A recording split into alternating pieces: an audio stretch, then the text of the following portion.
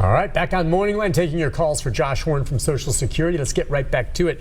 And actually, Donna just had a follow-up question. She called earlier. Go ahead, Donna. What's your follow-up question? Hi, Donna.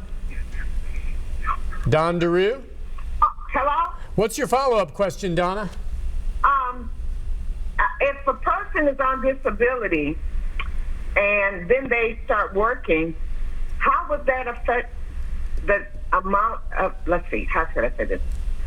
Would those extra income increase their ultimate disability? Say they're on disability, but they go back to work. Okay, yeah, I got you. Which is weird, because if you can work, you're not going to be on disability, all right? Unless, go ahead and lay it out for what someone can do. Yeah, so it's a little bit of a catch-22, because if you go back to work and you make over the amount, the substantial gainful amount for long enough, there is some trial work period things that we've talked about before, but if you do it for long enough, then your benefits will stop. But if you go back to work part-time and it could potentially knock out some of the 0 years, your benefit amount could go up. I think, is that what she's asking? I guess so. Yeah. So how much can you earn if you have disability, but you give it a shot to work and try, which is good thing for people to do. How much can you earn? So you have 9 months where you can make as much as you want to. You make $1 million every month if you want to. It's a trial work period. They don't even have to be consecutive. If you try 2 or 3 months here, that didn't work, 2 or 3 months here. But once you got 9 months where you can make whatever you want to. After that, there's the substantial gainful activity amount for this year is $1,220. So if you make over $1,200, we're not going to pay you. If you make under that amount, we will pay you, and that goes back and forth for a 3-year period. So if she has a friend, or if it's herself, that, let's say, is on disability and they're earning $1,000 a month. That's under that limit. That's and it should not limit? affect would that earning, which would still be taxed, I'm sure, potentially increase the amount of her SSI benefit? With time, as that money's drawn out? We're talking about Social Security, not SSI. Oh, right. So with Social Security, it could potentially increase it if there are, but again, it's all based on, how much if it could drop out some of your other years that are taken into the calculation. Right. In a disability situation, depends on how old you are, with how many years we take into the calculation and indexed and that whole 9 yards, but it could potentially. What we see more often than not is that somebody who is not eligible for Social Security, so they are drawing SSI, and they're drawing SSI and they go back to work and they eventually become insured for Social Security, then they need to file for Social Security instead of SSI, and sometimes they can draw a little bit more money there. So that gets okay. And I misspoke, because you're right. SSI is much more strict on whether or not you can earn and how much and what that works out to. So anyway, if you think you have a shot and an ability to try working if you're on disability, do it. As you heard, at the very least, you can take a shot at it, make as much as you want for the first 9 months. It will not affect your benefit. And then you can decide, hey, I can keep doing this, or maybe you tail it back, say it's too much for me. But go for it. I mean, that's a good question, Donna. Let's go next to Michael. Hi, Michael. Hi, Michael. How can we help you? Yeah, good morning, guys. Morning. My question, I'm going to be starting my full benefit to August 1st, but in 4.5 years, I'm going to be forced into that required minimum distribution out of my IRAs. Is that going to affect my Social Security benefit? And I'll hang up and listen. No.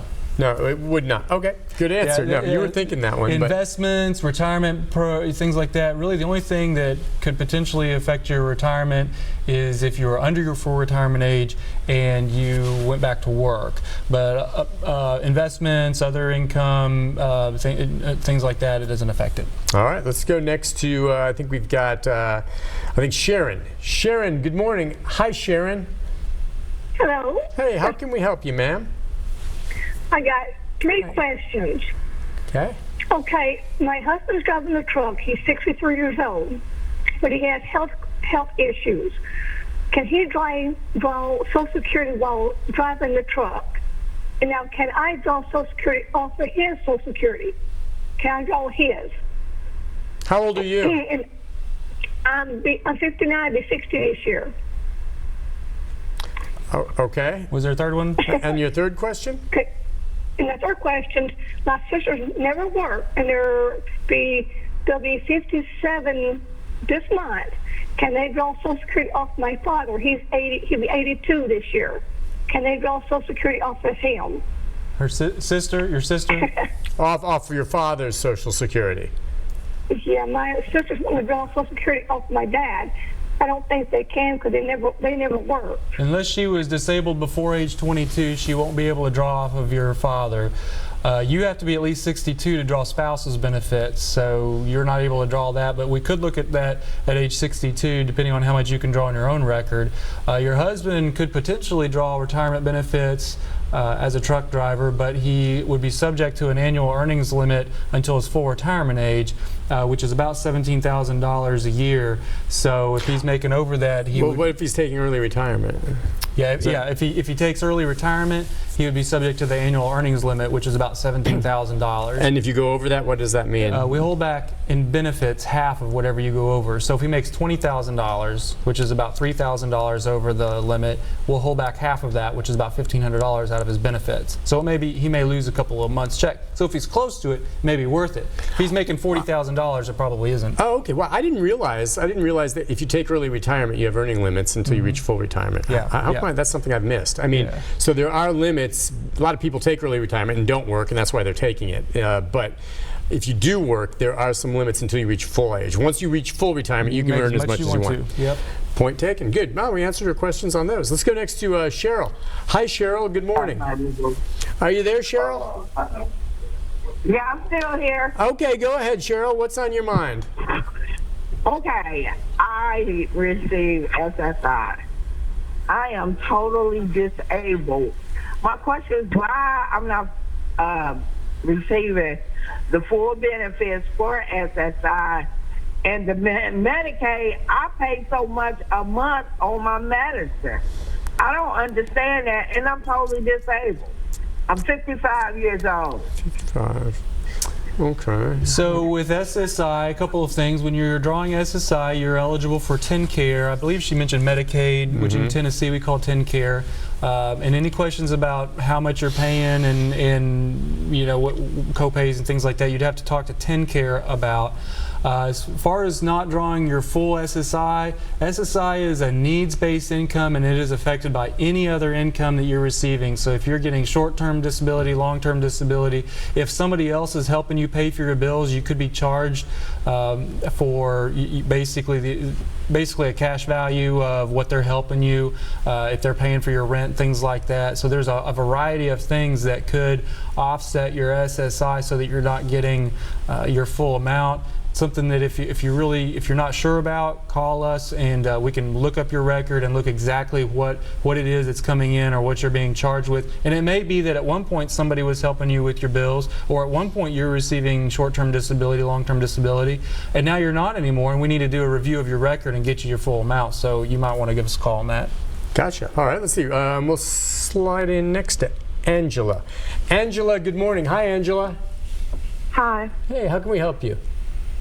Yes, I got my full disability, and me and my husband has been separated for 17 years, and I've been getting my check since I was 6, and I only get $255 a month, and my check was $721. I'm wondering how I can go back and get my full benefits. Okay. Because they think we're together, and we've been separated for 17 years. Oh, okay. Yeah, you need to call us, and we kind of like the last call. We need to do a review. If you're drawing SSI benefits, and they think that y'all are still married, living together, then we need to review the record, update the record, and put you as living either by yourself or basically not married anymore. Try to get you your full. Do they have amount. to formally get a divorce, or can they say, "Look, we haven't gone through the divorce, but he's not here anymore"? Or what do you? I don't know legally. What do you guys have to see to have proof that they're no longer together? If they are not living together at all in the same household, then that's sufficient, and we can make those adjustments. So now, when you have two folks who are both drawing SSI, which is what we talked about earlier, so it's the couples rate. But I think in this situation, he's out of the picture completely, and we may just not have gotten that record updated timely. Yeah, absolutely. If she can get that, because that's $255 more or whatever that she can get, I guess. And I applaud folks who are asking these questions. Make sure you understand how much you're getting and why you're getting that amount. And if you don't understand that, call us so we can look up the record, and so that you have a good understanding of if you're only getting $500, you need to know why you're only getting $500, so that if something changes, you know to call us and update that, because we want to get you as much money as we can. All right, just let folks know, I'm not sure, what number do you want them to typically call? I mean, it's just there's a bunch of different numbers as we just wrap things up here. You know, the national 1-800 number, which you can get through a little bit more quickly, and it also, you know, they've got a lot of trained teleservice representatives that can do a lot of things for you, answer a lot of questions, is 1-800-772-1213. So 1-800-SSA-1213. And for our local office here in Nashville, especially if you're in the Nashville area, you can call us at 877-808-5461. That's 877-808-5461. And the Social Security office is Metro Center? Yes. Okay, it's Metro Center. You can drop in there as well. Drop in here. We've got locations in Murfreesboro, Gallatin, Madison, Rivergate, Clarksville, and then of course the Metro Center location. All right, but for a lot of these folks, especially if getting around, and heck, you don't want to drive downtown if you can avoid it. Not that Metro Center isn't downtown necessarily, but it is still, it's a mess. It's a drive, yeah. Yeah, the best way to go, and Josh is always pushing this, is access to a computer. If you don't have one yourself, someone at the library can help you, a friend can help you. Get on, open up My Social Security account, and you can answer almost all of these questions there and monitor your own earnings over the past and get a real handle on it. And it's good. This woman just calling, if she doesn't get proactive and address that, if she just never said anything and didn't think of it and didn't contact you guys, then for who knows, you'll never see this guy again, and she's still collecting $255 less a month because she hasn't. So there's a certain degree of personal responsibility that comes into this, where do it and you will benefit. I mean, and good for her calling. And I think about that. That's a lot of money every month for folks. Almost $255 a month. Makes a difference. Makes a big difference. Yeah. Yeah, and so take advantage of that, get that going on that front, and don't be afraid to ask questions on all of this. Folks with their SSI and everything, ask, and when you go through the process, never ever give up. That's what I always say. You may get beaten down and think, oh, they denied me. Don't give up. Keep appealing. Do it. Maybe hire a lawyer if you have to. They only get paid if you get a benefit, and you get retroactive pay. Josh, you're awesome. Thanks for coming on. Listen, have a good one. Will we see you again next month? Absolutely. I'll be here. Counting on it, my friend. Take a break. I'll be back with a programming note right after this.